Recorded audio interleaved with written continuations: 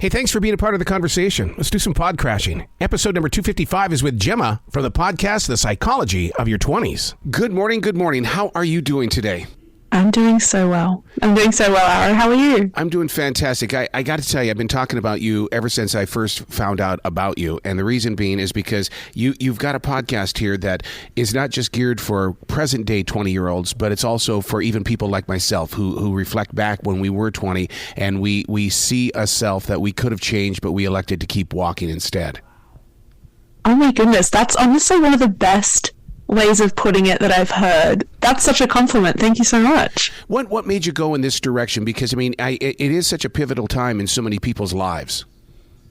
Yeah, absolutely. And I'm so glad that you pointed that out, because I think our 20s are this like insanely confusing decade. Yes. There really isn't there's no guidebook, right? We are novel baby adults, essentially. And I think the main inspiration was that I'm in my 20s and I was having all of these incredible conversations with my friends about just the things that were happening in our life, confusion around our careers and heartbreak and anxiety around milestones that we were and were not meeting. And I studied psychology and realized that there was so much theory that really explained these experiences and that they were somewhat universal. And that's really what led me to create the show and to share it with people. One of the things that I did is I've always believed that I ripped off my 20s because I got married at 18. I was in radio by the age of 14, so I wanted to get on with my life. So, but what happens is that what you talk about so much on your podcast are the things that I still went through as a married 20-year-old guy. That is amazing to hear that, because I think my main demographic is especially like women in their 20s, right? And most of them, I would say, are single or they're in like the early stages of a relationship. So the fact that you're saying you were married, you were 18, and also that you were a guy is like, I think it really does point to the universality of some of those experiences, and just the general nature of our 20s is this like chaotic decade of so many life transitions. Well, it's so true, because I mean, even the way that I've based things and the way that I kind of lecture to students and things at the universities is the fact that 20s, make it through your 20s, because when you get to 30, you get to go back and mop it up, and then your 40s are mopping up your 30s, and that's what I love about life in general, and that's why I look forward to many more of your podcasts, because as you grow into into different areas, you're going to be talking about the 30s and the 40s, because you're so transparent and you're so caring of real people. Oh my goodness, this is just compliment central. Well, it's funny that you bring that up. I got a question the other day that was, are you going to do the psychology of your 30s? Yep. And it's something that's kind of always at the back of my mind, right? Like, am I going to age out of this podcast, or do I just keep going? Because I'm sure when I get to my 30s, there's going to be a whole new world of questions and life experiences and just events that I'm going to want to explore. So we never know. Maybe I'll have to keep doing this till we're doing the psychology of your 90s. One of the things that you talk about on the podcast are the psychology of what we go through, because our bodies are changing. I know that at 25 is when I had my biggest change. I can't imagine somebody today in this social media generation where photographs, oh my God, I mean, and people see you, they talk about you, they judge you, and I mean, it's got to be rough on people. Yeah, and it's so interesting that you said 25 was where you had your most like pivotal year, because that's like when our frontal lobe basically clicks into gear, right? Around that age for men, a bit earlier for women.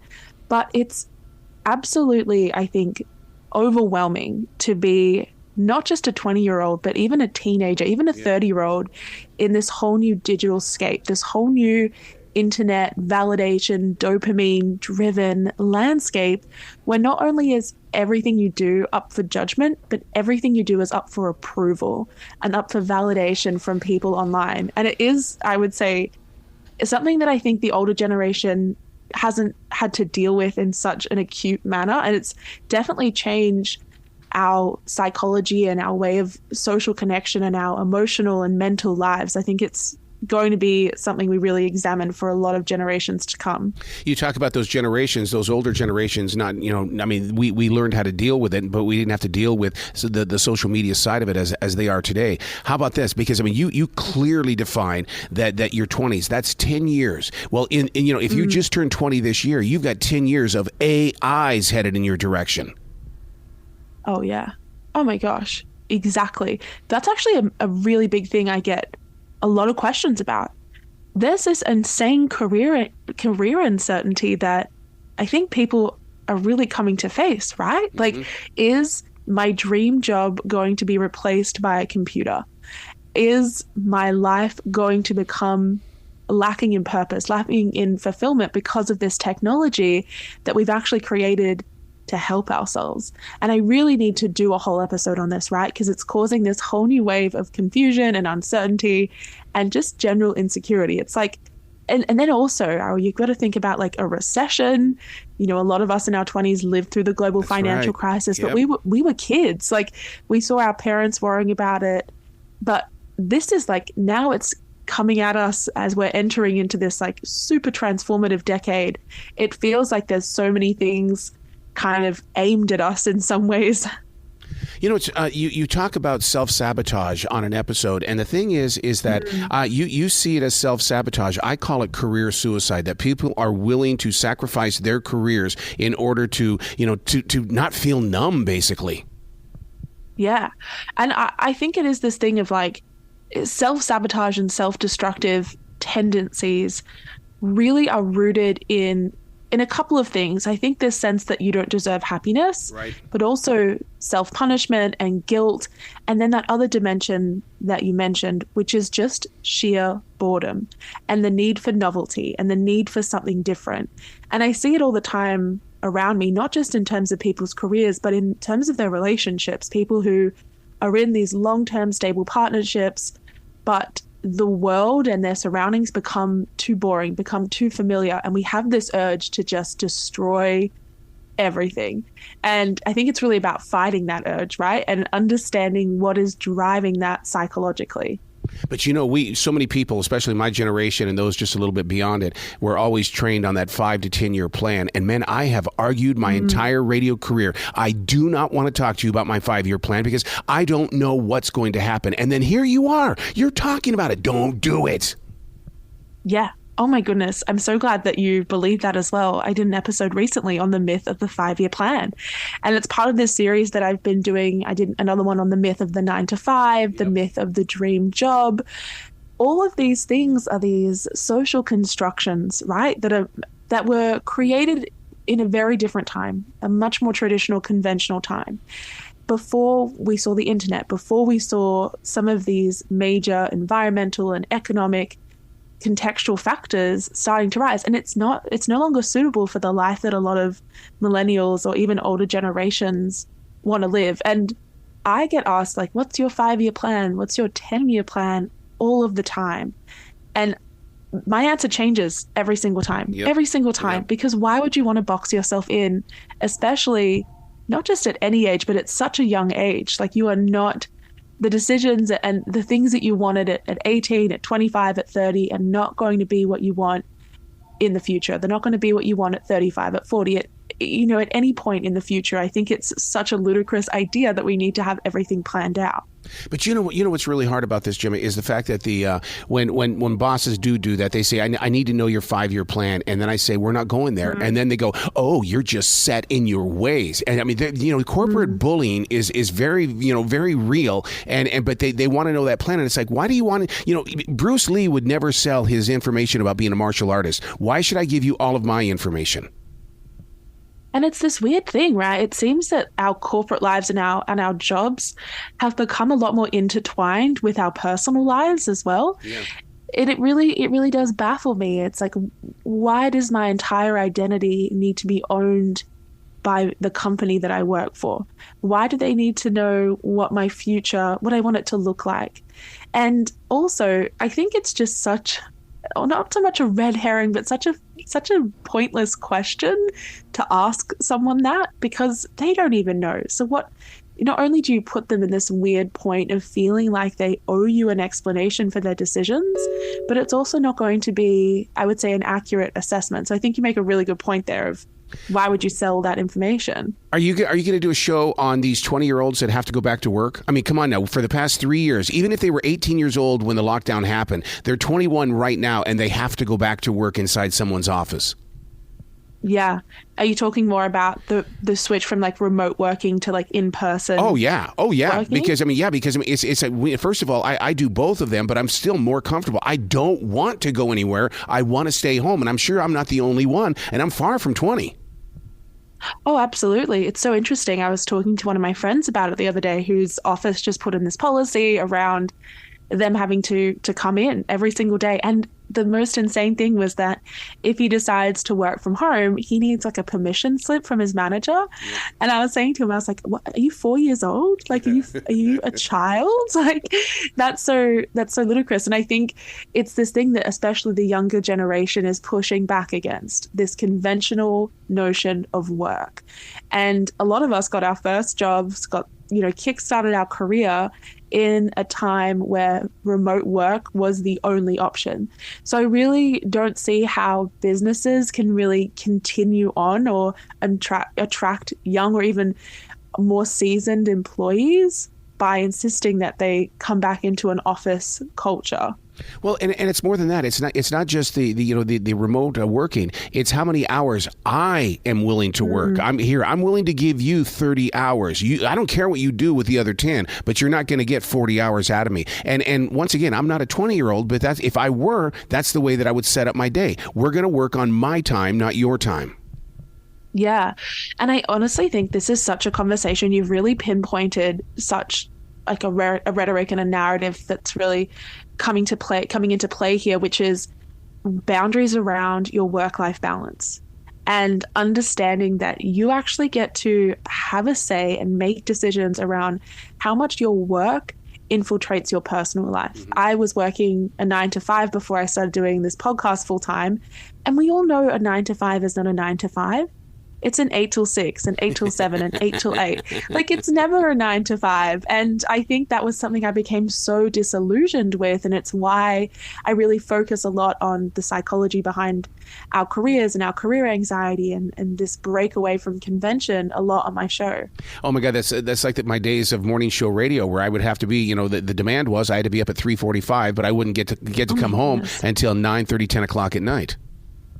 Wow, how did you even manage that? I don't know. I really don't know. And the thing is that I'm a daily writer, and I fear going into those journals to find out what he was writing during those times.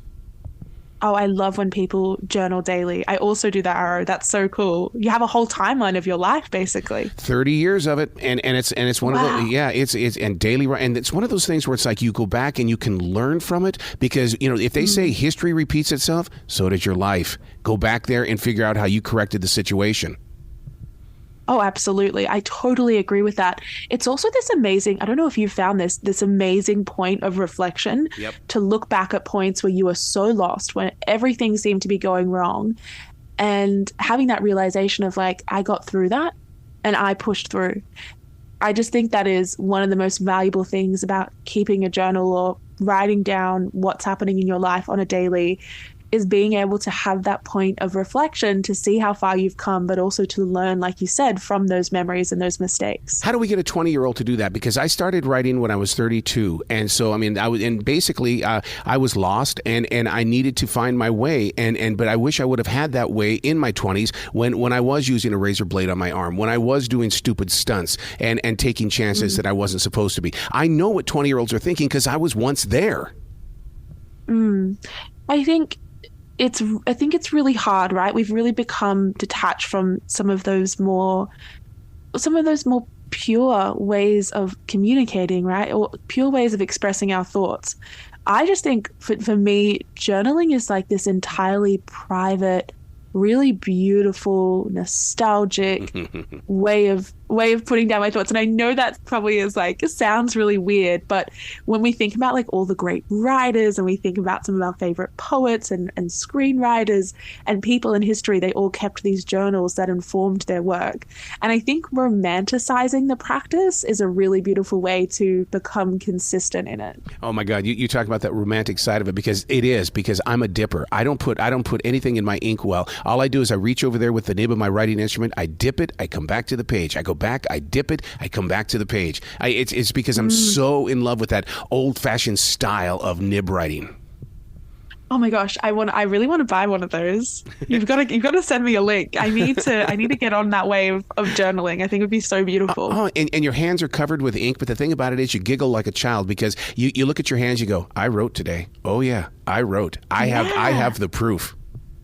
What a tangible reminder, right? And it's like, you've accomplished something. It's a creative practice, right? So much of our days are consumed by things that are quite monotonous and quite tedious and repetitive. And I think we all really deserve and need a break from that to express ourselves in a way that really challenges our brain or offers it something different. So I'm so glad that we got to talk about that. Let's make this a mission of ours. More people journaling by 2025. Oh, that would be awesome. Speaking of relationships, I have it with the page, but the thing about it is, let's talk about human relationships. Is it challenging in the 20s? Because, we do hear a lot about people being open. Well, still in my heart, and it may be because I am the age that I am, open relationships to me is still cheating. Yeah, that's so fascinating. I did a whole episode on this. I really want people to listen to it, because I think there is such a changing perspective around what monogamy actually offers us. I'm not a big fan of open relationships personally, but that's just my opinion. I think jealousy really does come into play. But it's this, yeah, I know I have to say it, but it is this idea around, okay, what actually makes me happy here? And is it the traditional way of seeing a relationship, or would I be better having that stable partnership and then being able to explore and then being able to kind of go out and meet new people? I think it's the thing that distinguishes open relationships and cheating is the level of honesty you have with your partner and the level of boundaries and commitment you have around the fact that you are my primary person. This is not cheating because there is honesty and openness around what's going on. But I do understand your skepticism. I definitely was skeptical. Only because I think, even back when I was a 20-year-old, it was always that accusation of, oh, you're cheating on me. Oh, you're cheating on me. It was so driven into our head and heart that the thought of something being open was like, I'm not. I just want to have a friendship. I don't want anything more than that. And I swear I run more into. And you know what's really interesting about, because I am with so many young adults, is the fact that they don't even want a relationship. They just want a friendship. I think it really points to that human need for connection. Yes. Right? I think this generation is a lot more disconnected than previous generations have been. I'm definitely in that stage of my life, right? Where there was a point, I'll be candid here, where I was like, I don't want a relationship. I'm really doing my own thing, because I had beautiful friends, and because I had such deep connections with my family and with what I call in my show, and what this term that I love, which is platonic soulmates, stemming from the Greek philosopher Plato. And now I'm kind of at this phase in my life where I'm like, dang, it would be nice to be loved that way, though. That would be good. I feel like it's on the agenda, that's for sure. How many people suffer from imposter syndrome? Come on, I'm a radio guy. I have to sometimes get on this microphone and fake it to make it. So I I think in the everyday world, people have got to be able to do that as well. Yeah, you want a number? How many people? I bet it's 90%. Oh, I think we just need to Google the population of the world. Okay. I think it's around, I think it's close to 8 billion. Like, I would say every single person, you'd have to be a raging narcissist to not experience imposter syndrome, because I think it keeps us humble and it keeps us growing, right? If it is hard, and I'm sure you and I could talk about this for hours, right? The sense that like, we're a fraud and people are going to see through us and people aren't going to like us and that we're not meant to be here. But I think if you didn't have that level of humility about how you go about your life, you would be very difficult for people to be around you. So I think imposter syndrome is a daily struggle for people, but it also does come with some of its benefits. I got to ask you a question from podcaster to podcaster, and we discussed this the other night in my class to future broadcasters. I go, what I love about Jemma is that she doesn't have to say her name on her podcast. We just know it's her. Is there a story behind that? Oh my goodness, I didn't even know I did that. You don't.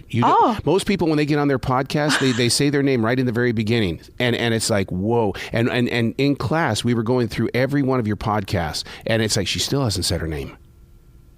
Wow. So I think it's the Australian in me. Yeah. Do you know this phrase, tall poppy syndrome? No.